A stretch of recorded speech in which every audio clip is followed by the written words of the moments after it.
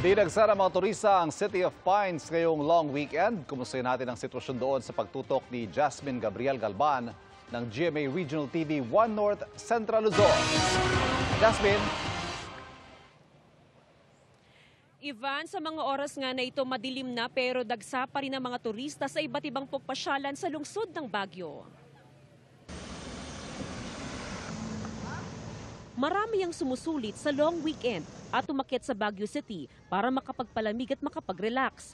Ang mga parke ang pangunahing pinupuntahan ng mga turista roon.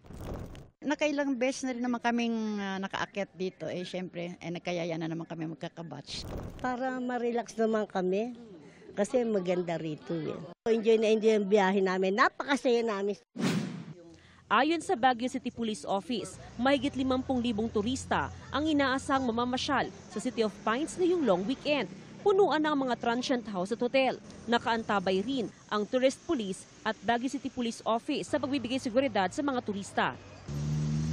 Paakyat ng Baguio, nagkakaroon ng pagbigat ng trapiko sa Marcos Highway sa dami ng umaakyat. Ayon sa BCPO, sarado pang Cannon Road at tanging Marcos Highway, Nagilian Road at Nangalisan Road ang bukas sa mga motorista. Si Mang Abe, maagang bumiyahe mula Taguig City. Pero hindi raw niya inaasahan na marami na rin siyang makakasabayan sa biyahe. 1 AM. Kayo dumating Umalis kami ng nag-travel. Siguro kung kayo ka magta-travel, heavy traffic na yan.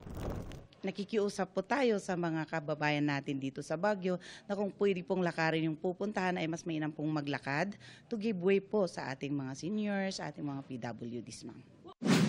Inaasahan din daw na bibigat ang trapiko sa lungsod sa mga susunod na araw.